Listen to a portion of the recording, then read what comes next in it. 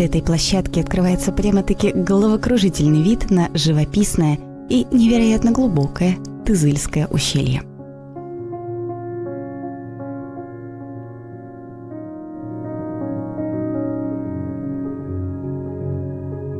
Путешественники редко заглядывают сюда просто потому, что о нем мало кто знает. А зря, ведь это ущелье по своей красоте ничуть не уступает множеству других популярных направлений. Крутые горные отроги, тонкими нитками поблескивающие на скалах безымянные водопады и пейзажи, сильно напоминающие знакомые нам по фильмам американские прерии. Тут действительно есть на что посмотреть. Пожалуй, самый большой плюс этого места в его абсолютной транспортной легкодоступности. Сюда можно приехать практически на любом автомобиле. Более того, я думаю, это место можно назвать своего рода транспортным узлом для целого ряда туристических направлений. Одно из них уходит туда дальше, на плато Канжол. Но мы отправимся совершенно по другому маршруту. А именно вглубь Тызыльского ущелья. Формально оно начинается у селения Кинделен и тянется почти 20 километров в узкой расщелине скал, покрытых густым лесом вдоль стремительной горной речки. Оставляем позади поселок и двигаемся по грунтовке еще несколько километров. В пещерах этих скал столетия назад кипела жизнь. Но я ищу совсем не пещеры или следы былых раскопок, а один необыкновенный водопад.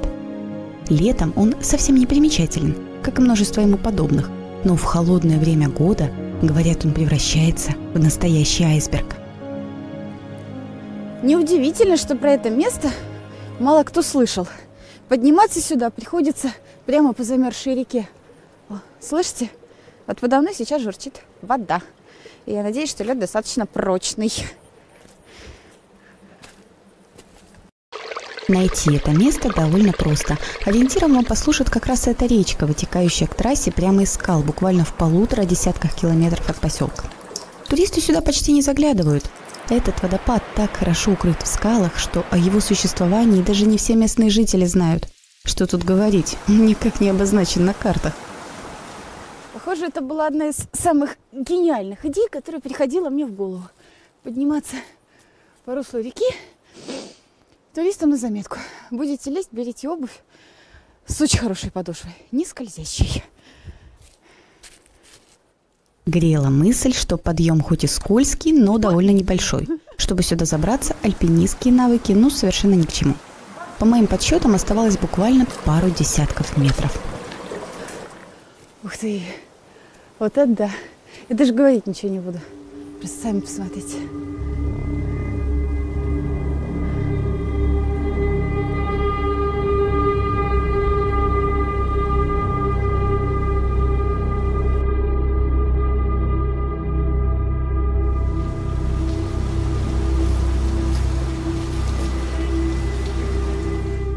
Подойти к этому айсбергу оказалось не так-то просто. Дело сильно усложняла каменная сыпучка, равномерно перемешанная с кусочками льда и буквально убегающая из-под ног.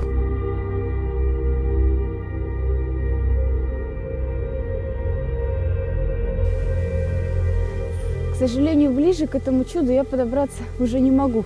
Потребуется специальная обувь. Представляете, у этого водопада даже названия нет. То есть о нем практически вообще никто не знает. Вы его видите впервые, так же, как и я. И, честно говоря, я думаю, летом он гораздо менее впечатляющий, чем сейчас. Еще бы, мало что может сравниться с многометровым хрустальным колоссом, чуть ли не скрипящим от холода. И все эти кубометры непроницаемого льда – творение лишь одного тоненького горного ручейка, спадающего вниз со скалы. Он, не останавливаясь, обливает собой эту замерзшую фигуру, ежечасно создавая на ней новые натеки и наполняя ущелье эхом разбивающихся капель. Такую достопримечательность уж точно никак не обозначишь на картах или схемах, да и в путеводитель ее вряд ли можно включить. Однако именно этот безымянный водопад производит впечатление гораздо более сильное, нежели многие другие, всем известные и спрятанные не за скалами, а за спинами туристов.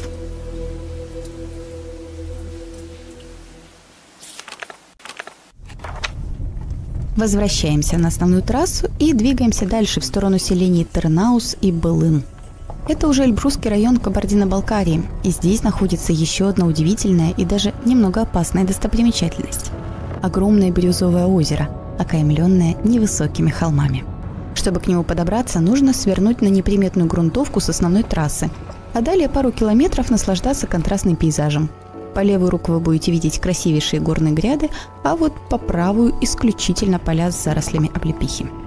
Проезд на водоохранную территорию запрещен, по крайней мере, об этом говорят сильно обветшалые таблички. Но кого они сейчас останавливают? Уж точно не туристов. Еще пару сотен метров, и перед глазами открывается чуть ли не альпийский пейзаж.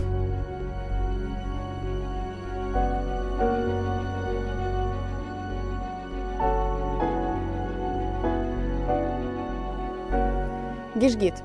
Так еще называют Былымское озеро. Сложно представить, но оно совершенно неприродное, рукотворное. Много лет назад эту теснину залили водой для отстойника вольфрамо-молибденового рудника, который находился неподалеку. Поэтому его воды до сих пор токсичны, но на пейзаж это совершенно не влияет.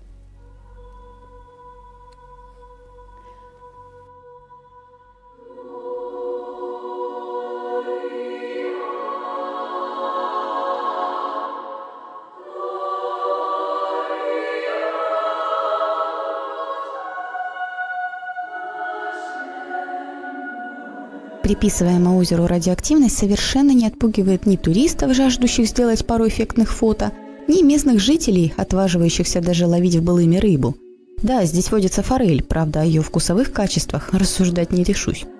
Про Былым вам здесь могут рассказать множество легенд. Самая популярная о золоте, спрятанном где-то неподалеку от его берегов. Звучит романтично и притягательно, но правдивость этих рассказов сомнительна. Но даже и без преданий и загадок это озеро мало кого может оставить равнодушным. В зимнее время года его воды сковывает лед. Это весь пейзаж сам по себе приобретает оттенок тайны. Смотреть на озеро с высоты – это, конечно, здорово, но неужели вы подумали, что я этим ограничусь? Нет, я очень хочу исполнить свою давнюю мечту.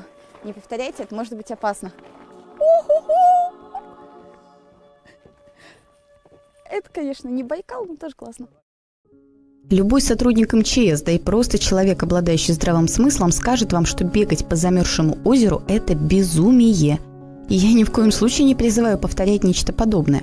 Но удержаться мне было крайне сложно. У берегов Былыма зимой лед достаточно крепкий, потому мой смешной вес он, к счастью, выдержал. Такая, пусть и очень короткая прогулка по голубому стеклу воды дорогого стоит. Над этим озером нависает почти абсолютная тишина, нарушаемая только порывами ветра. Поэтому, если очень сильно прислушаться, можно даже различить почти незаметное дыхание самого Былыма, спящего под толстым ледяным покрывалом и готовящегося уже совсем скоро проснуться. Снова вернувшись на трассу и следуя по ней дальше, через перевал Актопрак, мы попадаем в старинное горское селение Кабардино-Балкарии, известное далеко за пределами республики. Именно сюда приезжают путешественники, жаждущие окунуться в атмосферу настоящей этники. Сегодня в этом селении проживает чуть более 300 человек, но ежегодно приезжают тысячи туристов. И все потому, что здесь каждый переулок пропитан историей. Сейчас сами увидите почему. Этот аул частенько называют Верхний Чегем, но и местные жители, приезжие туристы называют его по-старому – Эль-Тюбю, что в переводе означает «селение на дне долины». И это самый настоящий музей под открытым небом. Кажется, что время здесь остановилось много десятилетий назад, и даже высоковольтные провода, проброшенные над поселком, нисколько не влияют на это впечатление. Эль-Тюбю облюбовали историки и археологи, по большей части из-за того, что в местных скалах сохранились вырубленные прямо в камне лестницы, которые называют греческими. Множество тайн хранят эти места о жизни прежней, да, возможно, и о нынешней, но не раскрывают их ни туристам, ни даже ученым, даря полную свободу для любых теорий и трактовок. Тем, кто далек от различных предположений и предпочитает придерживаться фактов, стоит сразу же прогуляться к центру села, где возвышается старинная сторожевая башня, датируемая еще 17 веком и принадлежавшая местным князьям Балкаруковым. Конечно же, как и у любой башни на Кавказе, у этой есть тоже своя легенда, которая связана с мужеством горцев, историей любви, ну и так далее. Но, на мой взгляд, гораздо более интересна именно архитектура башни. Ее строили мастера из Сванетии, поэтому она крайне отличается от любых других сторожевых башен на Кавказе. Сванетия – это регион в Грузии, а сваны считались одними из лучших зодчих своего времени. Через это селение в Грузию некогда проходила перевалочная дорога, и сваны частенько уезжали в другие регионы для заработка. И мы до сих пор можем полюбоваться результатом их труда в самых разных уголках Кавказа. Для местных жителей эта башня – лишь дополнительная черта ко всему архитектурному облику селения. К тому же печальное напоминание о том, что в период депортации всех балкарцев в 1944 году это село было передано Грузинской ССР. Проживающие здесь предпочитают лишний раз не вспоминать о том тяжелом периоде в истории своего народа. И, рассказывая о селе, с гордостью говорят о том, что именно Эль-Тюбю является родиной знаменитого советского поэта и прозаика Кайсына Кулиева. Его произведения были переведены на множество западных и восточных языков, а европейские исследователи ставят его в один ряд с Байроном, Лоркой и даже Пушкиным. Прямо через центр селения к дому поэта ведет народная тропа, проходящая вдоль 300-метровой каменной стены, на которой начертаны стихотворения поэта на русском и балкарском языках. Любите маленькие города, их быт и старомодное обличие, за то, что их не мучит никогда безвестность или мнимое величие.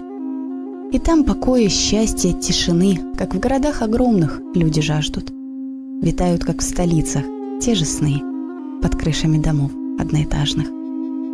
Кайсын Кулиев, написавший эти строки, имел в виду и эти каменные дома Эль-Тюбю, возраст которых исчисляется даже не десятками, а сотнями лет. Аул в его нынешнем виде был основан не на пустыре, а на месте еще более старого населенного пункта, название которого уж точно потерялось во времени.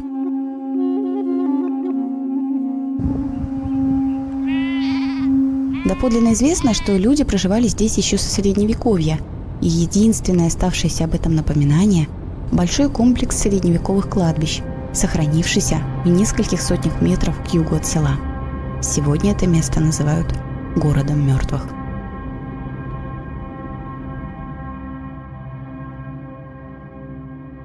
В наши дни это самый настоящий памятник истории и культуры.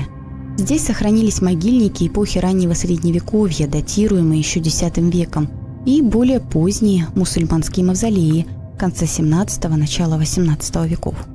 Многие из могил называют христианскими, хотя они, несомненно, представляют собой результат наслоения друг на друга самых разных культурных влияний.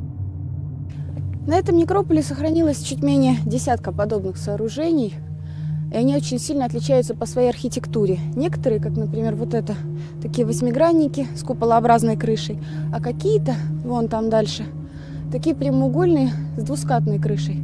Но при этом во всех этих строениях внутри уже ничего нет, просто штукатурка. Подобные дома мертвых встречаются в горах Осетии, Ингушетии, в Черекском ущелье Кабардино-Балкарии и в верховьях Кубани в Карачаево-Черкесии. Есть предположение, что обычай хоронить покойников в таких домах мертвых – это один из пережитков зороастризма, который получил некоторое распространение среди населения Алании как раз в период раннего Средневековья.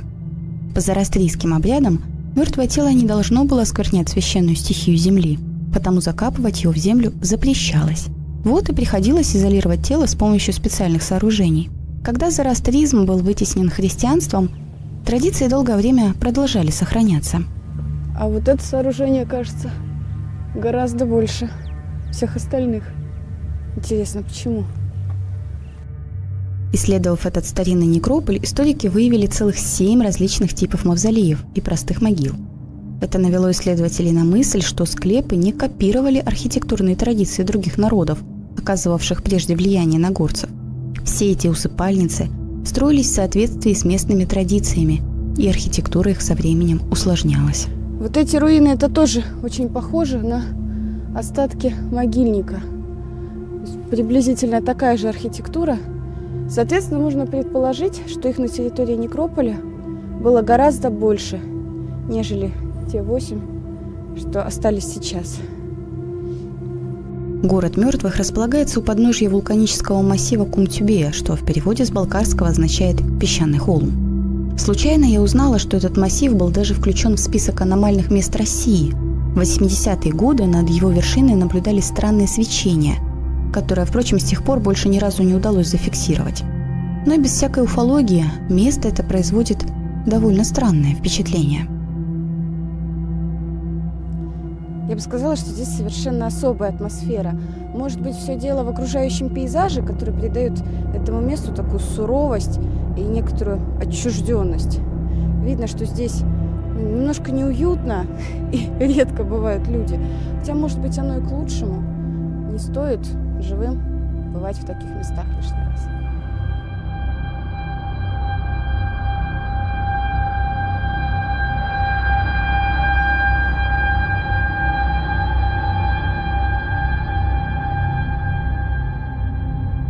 Булунгу, чтобы уже там искать ночлег.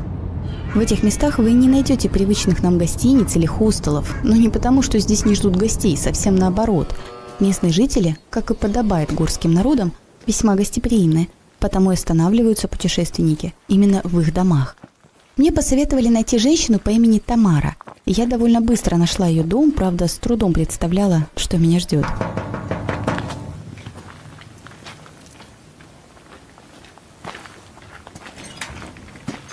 Здравствуйте.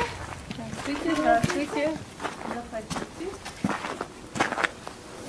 Эту семью хорошо знают в округе.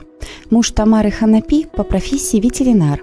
Сама она работает медсестрой, а в остальное время они занимаются домашним хозяйством. Живут просто, без изысков, зато очень дружно. Приезжих встречают как родных, обязательно домашней едой.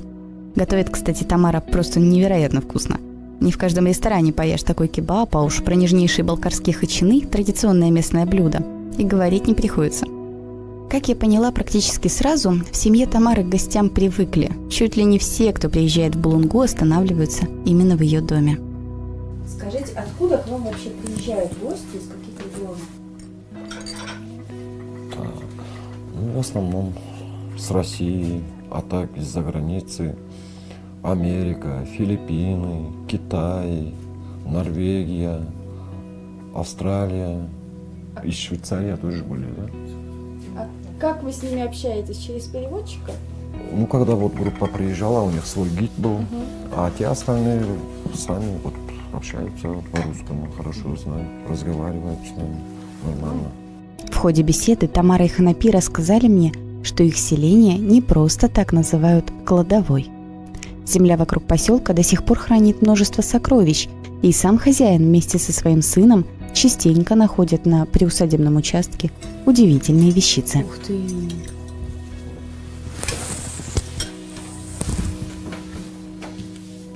Это ж мечта любого археолога. Ну да, они в разных местах в разное время. Вот смотрите, вот эта штучка как человечек. Я еще, наверное, в 7 классе, в 8 классе была, в огороде нашла вот эту штучку. В огороде, да. Ну, в огороде мы разные всякие штучки очень часто находили. А вот это, смотрите, это вот нам сказали, что это аланское зеркало. Нашли в Маккакае. Вот здесь недалеко. Вот как раз со Зретом мы нашли его. И вот, смотрите, это тоже вот наподобие что-то. Очень тонкая работа. Вот это от топора керамический. То есть вы уже, получается, разбираетесь, что... Да, нам подсказали. Это кремниевый топор, осколочек. Ага. Кремниевый. А вы бусиками светилась, да? Да, это... Она, получается, прозрачная? Скорее всего, да. Ух ты! Синим отливает. То есть эти вот все бусинки, они получаются... Ну, здесь действительно разброс-то большой. Здесь и кабанская культура, наверное. То есть самые разные периоды. Да. А это колечко. Да кто его знает? Может, колечко, может, застежка. Уже не определить, да? А вы пробовали приглашать каких-то экспертов, специалистов, чтобы они провели оценку всего этого, как-то заключение свое дали? Да нет. Они Они что-то где-то вот находишь там. Вот в большинстве случаев, где вот суслики норы себе роют, вот такие мелкие штучки оттуда. Они вытаскивают и после дождя ходишь, там находишь. Вот, То есть Даже они вместе случайно, с когда землей идешь. на поверхность выбивают? Увлечение родителей практически сразу передалось и сыну. Маленький Азрет в свои юные годы не только знает все туристические маршруты в округе и даже водит по ним туристов, но и сам находит множество артефактов. Вот это я нашел. Вот это. Вот это вот ты сам нашел, да? Да. Ну, мы думали, это просто алюминий, но потом показалось, что это совсем необычное что-то. Вот это. Вот эту бусинку тоже ты нашел? Необычная бусинка. Но такие бусинки, знаете, очень много детей находили. Ага. Вообще мы в детстве тоже. После дождя. Ты часто ищешь что-то?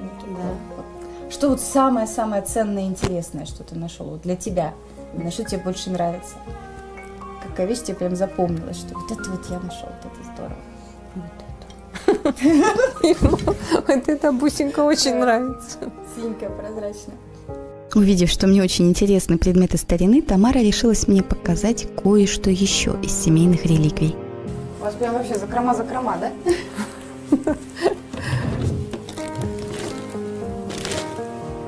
Похоже на одеяло. Что это? Это башлык. Настоящий Головной убор, да, горца. Каждый имел. Откуда такой. он у вас? Это моего деда. Он, правда, уже такой весь потрепанный. Моль. Съела моль. Тут была моль. Да. Он без украшений, без всего, то есть это такой простой. Простой. Только вот с клеймом мастера, наверное, да, должен быть. с клеймом мастера это обязательно они ставили свою метку. Серьезно? Значит, Ух ты. Ну, такой тоже простой вариант клейма мастера. Так, а много еще у вас таких вещей сохранилось? ну, знаете, вот еще что есть, это уже бабушкина. Это бабушкина вышивка. работа, это вышивка, да. Каждая домохозяйка вот такую штучку себе делала. Своими руками? Да, крючком. И вот представьте, без электричества, без ничего. Днем они трудились на поле, еще где-то, а вечерами вот они. А вы сейчас это как-то используете? То есть, ну, может быть, на большие праздники? Да Или нет, просто только память, да? да, как память. Вот они. Вот. И вы это передадите, получается, по наследству уже своим? Ну да. Я их храню. И... Наверное, каждая хозяйка на Кавказе хранит в своем доме подобные вещи, доставшиеся ей в наследство от прежних поколений. Каждый такой башлык, шаль или платок – это настоящая ценность. Тамара и сама вяжет и вышивает в свободное время. Сделанные ее руками вещи также будут хранить ее внуки и правнуки. Я сама, кстати, тоже. Позже Тамара подарила мне удивительный платок ручной работы. Мы еще долго говорили о тайнах, которые хранят эти места, и о том, как же все-таки важно знать и помнить свою историю. Все в доме этих людей, каждая деталь, каждая мелочь, вся атмосфера ни на минуту не давали мне возможность допустить мысль, что я в гостях, причем у незнакомых людей. Нет, я чувствовала, что я дома. Может, и не стоит так уж бояться заглядывать в неизвестность. Может, в поисках новых впечатлений пора путешествовать в те края, которые не всегда обозначают путеводителя. Любите маленькие города, их быт и старомодное обличие, за то, что их не мучит никогда безвестность или мнимое величие. В тех городах часов неспешный ход, неслышней поступь праздников и буден. Кто в самом малом городе живет, и тот велик, как все на свете люди.